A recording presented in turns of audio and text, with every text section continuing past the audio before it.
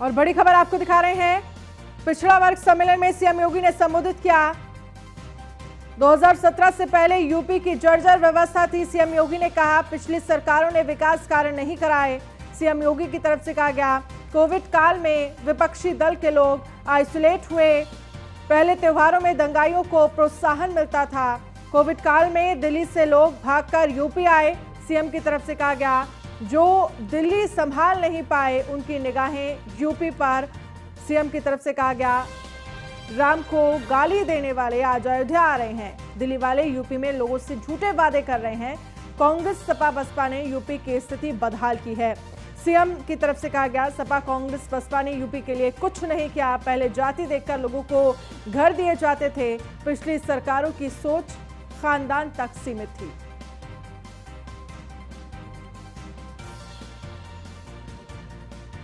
तो पहले जाति देखकर लोगों को घर दिए जाते थे।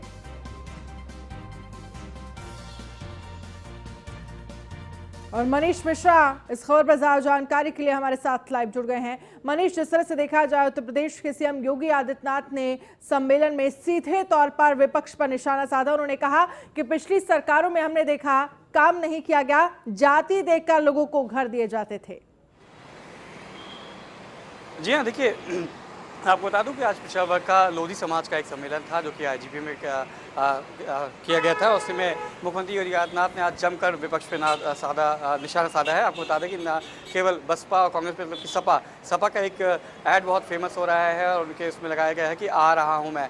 उसके पे भी उन्होंने बताया कि ये आ रहा हूँ का मतलब है अपहरण, अराजकता और लूटपाट। क्योंकि सपा की सरकार जब थी तब ऐसे ही माना जाता था कि लोग पलायन करने को मजबूर थे, यहाँ पे रोजगार नहीं था और युवाओं के पास और कोई काम भी नहीं था। साथ ही साथ उन्होंने बोला कि जो अगर हम कोरोना काल की बात करेंगे तो कोरोना काल में भी ये जो पार्टीज थे, इनके जो मुखिया थे वो आइसोलेटेड थे, खाली ट्विटर वॉर करते थे, तबकि हमारे लोग और सारे मंत्री, सारे विधायक और कार्यकर्ता ज़मीनी उस पर दिखते थे।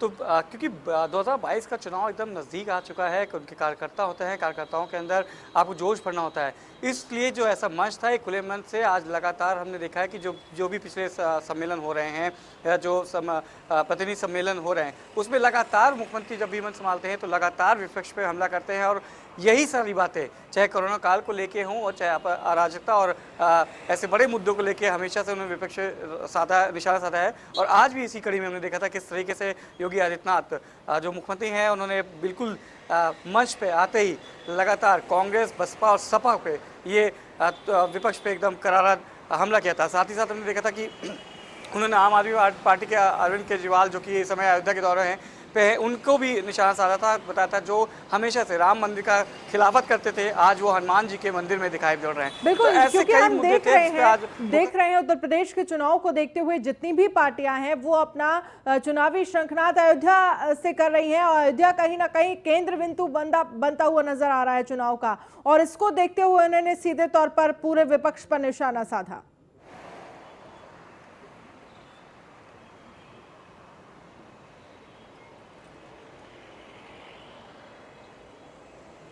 मनीष, आप मुझे सुन पा रहे हैं?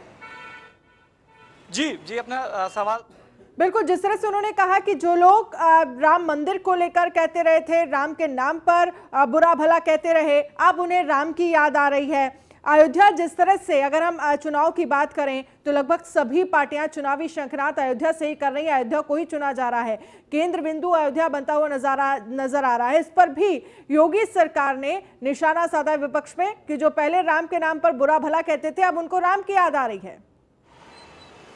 निश्चित तौर पे आपको बता दूं कि अगर उत्तर प्रदेश की राजनीति का अगर केंद्र माना जाएगा तो वो इस समय लखनऊ से हटता दिखता है और अयोध्या में जाके दिखता है। आप बता दें कि जितने भी राजनीतिक दल हैं आप उनका केंद्र अगर माना जाएगा तो कहीं ना कहीं रामलला के दर्शन से शुरुआत होती है। अपनी राजनीति की जो उत्तर प्रदेश 2022 की जो रैली की बात करेंगे या वहाँ या अपने प्रचार प्रसार की बात करेंगे तो उसमें अयोध्या से ही दिख रहा है। क्यों? क्योंकि बहुत बड़ा एक इंडिकेशन आता है, क्योंकि जो अयोध्या का ही एक सबसे बड़ा अहम मुद्दा था। भारतीय जनता पार्टी के पास हमेशा से रामलला मंदिर की बात करते थे, राम मंदिर निर्माण की बात करते थे और अब वो प्रक्रिया में है और बहुत जल्द पूरा हो जाएगा। इसको देखते हुए कि एक बराबर क्योंकि एक हिंदू वोट बैंक की बहुत बड़ी यहाँ पे भूमिका रहती है उत्तर प्रदेश चुनाव में और माना ही जाता है कि ब्राह्मण वोट बैंक जो भारतीय जनता पार्टी है उससे छिटका हुआ है, उससे अलग हुआ है। कैसी विपक्ष पार्टियां ऐसे में हिंदुत्व का जो वोट है, जो ब्राह्मण वोट है, उसको साधने के लिए हमने देखा प्रबुद्ध सम्मेलन हो, चाहे रामलला के दर्शन हो, चाहे हनुमानगढ़ी के दर्शन हो, आज सारे विपक्षी दल एक साथ दिखते हैं और आज उनका केंद्र अयोध्या बना हुआ है।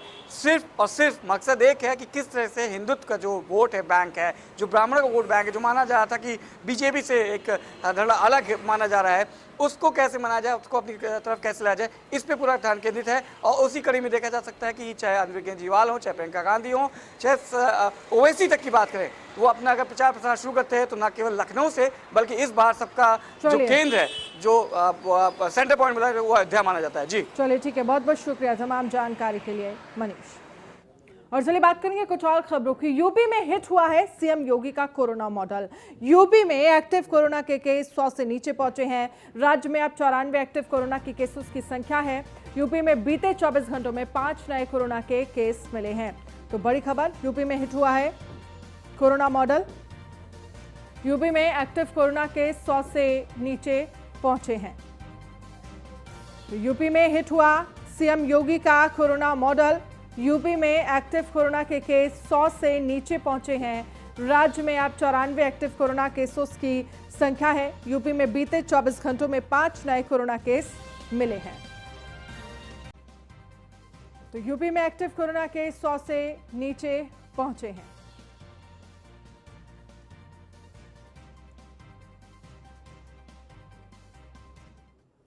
और कांग्रेस की बैठक में सोनिया गांधी का बीजेपी पर हमला। बीजेपी आरएसएस शैतानी शक्तियां हैं, सोनिया गांधी ने कहा है। बीजेपी की पैशाचिक अभियान से लड़ना है, सोनिया गांधी की तरफ से कहा गया। बीजेपी की मार्केटिंग को उजागर करना होगा। बीजेपी आरएसएस शैतानी शक्तियां हैं, सोनिया गांधी की तरफ से कहा गया है। बीजेपी के पैशाचिक अभियान से लड़ना है, ये सोनिया गांधी की तरफ से कहा गया है। तो बीजेपी की कांग्रेस की बैठक में सोनिया गांधी ने बीजेपी पर हमला बोला।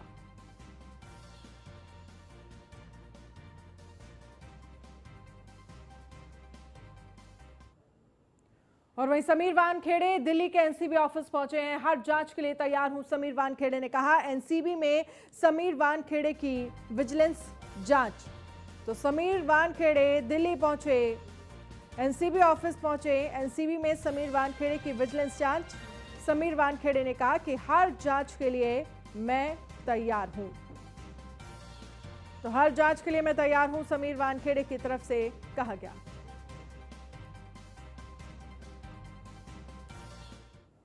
और दिल्ली के मुख्यमंत्री और आप के संयोजक अरविंद केजरीवाल अयोध्या दौरे पर हैं। केजरीवाल ने आज सुबह हनुमानगढ़ी और रामलला के दर्शन किए। दर्शन के बाद केजरीवाल ने बड़ा ऐलान भी किया।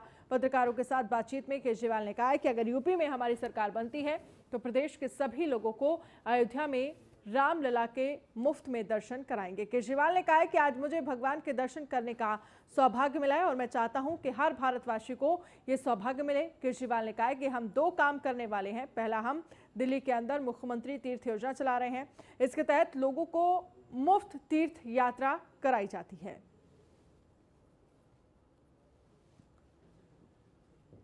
मुझे सौभाग्य प्राप्त हुआ राम जन्मभूमि में श्री रामचंद्र जी के दर्शन करने का। कल रात को सरयू माँ की आरती की थी हम लोगों ने। आज सुबह हनुमानगढ़ी जाके हनुमान जी के दर्शन किए और अभी श्री रामचंद्र जी के दर्शन किए। मैं भगवान से प्रार्थना करता हूँ अपने देश के लिए कि सभी देशवासी हमेशा खुश रहें, सबका मंगल हो। जो कोरोना से अपना देश पीड़ित है, ये कोरोना बीमारी खत्म हो। मुझे सौभाग्य। और उन्नाव से बड़ी खबर आपको दिखा रहे हैं, जहां पर प्राथमिक विद्यालय की छत का प्लास्टर गिरा है। छत का प्लास्टर गिरने से 3 छात्राएं घायल हुई हैं। एक की हालत गंभीर, जिला अस्पताल रेफर किया है। सभी को उपचार के लिए जिला अस्पताल भेजा गया। लंच टाइम होने के कारण बड़ा हादसा टला। विद्यालय के शिक्षकों द्वारा बीएसए को कई बार एप्लीकेशन दी गई है। 4 बार लिखित एप्लीकेशन देने के बाद भी नहीं करवाई गई है मरम्मत। घटना की सूचना के बाद भी मौके पर नहीं पहुंचे बीएसए। मियागंज ब्लॉक के प्राथमिक विद्यालय असीवन तरफ लोकमान का मामला है ये। तो छत का प्लास्टर गिरने से 3 छात्राएं घायल हुई हैं। एक की हालत गंभीर, जिला अस्पताल रेफर किया गया है।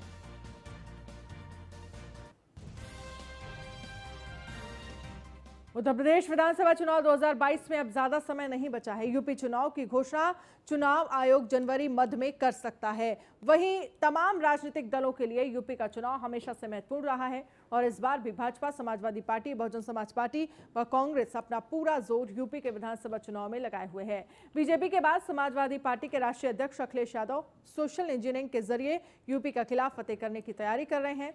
सोशल इंजीनियरिंग के तहत समाजवादी पार्टी पहली बार दलित संगठन खड़ा कर नए वर्ग को अपने पाले में खींचने की रणनीति पर जोर है। अखिलेश यादव ने विजय यात्रा शुरू करने के साथ ही सूबे में चल रहे पार्टी अभियान की समीक्षा की कमान अपने हाथों में ले ली है। सपा रणनीतिकारों को इस बात का भरोसा है कि महंगाई, पेट्रोल डीजल के आसमान छूते दाम, किसानों का मुद्दा, बेरोजगारी आदि को लेकर यूपी में भाजपा की सरकार का ग्राफ गिरा है। समाजवादी पार्टी सपा लोगों के इस गुस्से को अपने पक्ष में भुनाने में जुटी हुई है। तो सोशल इंजीनियरिंग से सत्ता, किसानों का मुद्दा, बेरोजगारी को घेरने की तैयारी है। सोशल इंजीनियरिंग से यूपी का खिलाफ फतेह करने की तैयारी समाजवादी पार्टी कर रही है।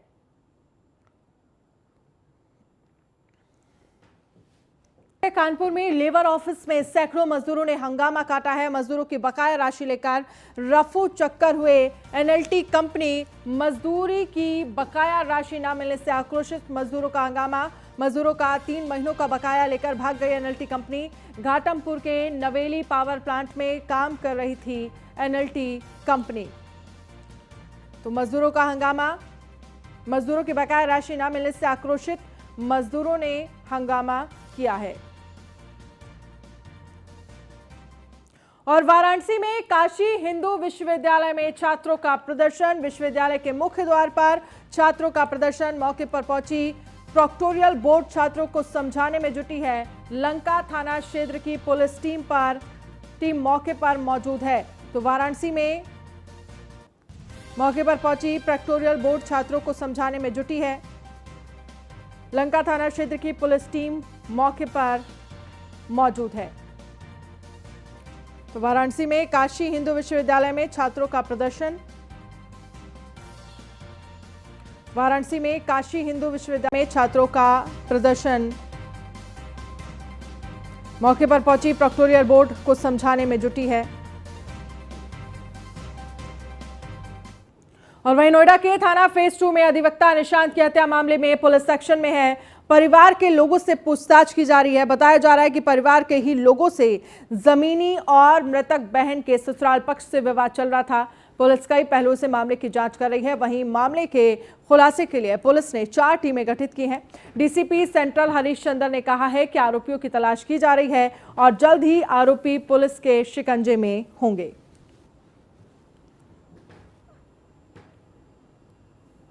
को एक सूचना प्राप्त हुई थी कि यथार्थ हॉस्पिटल में निशांत नाम के एक शख्स को एडमिट कराया गया था, जहां इनकी मृत्यु हो गई है।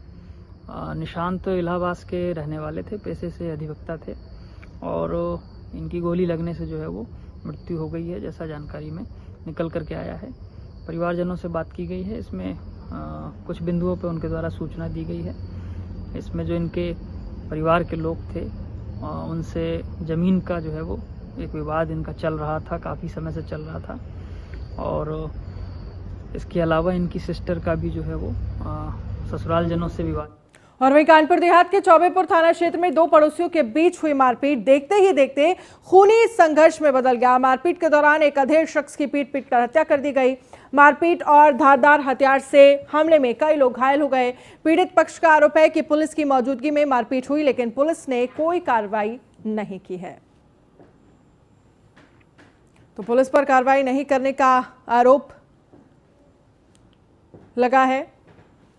तो ये कानपुर देहात का मामला है। पुरानी रंजिश में 2 पक्षों में खूनी संघर्ष हुआ है। उन्नाव के बांगरमऊ कोतवाली क्षेत्र में बिजली विभाग की लापरवाही से दंपत्ति की मौत हो गई।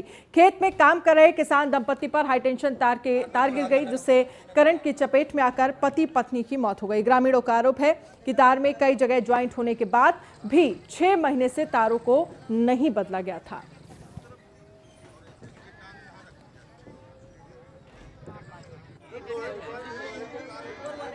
आपका काम नहीं है इसको। और रायबरेली में बिजली विभाग की बड़ी लापरवाही उजागर हुई है। बिजली विभाग ने झोपड़ी में रहने वाले परिवार को लाखों का बिल थमा दिया। 16,18,000 का बिल देखने के बाद परिवार के होश उड़ गए। अब न्याय के लिए परिवार अधिकारियों से गुहार लगा रहा है।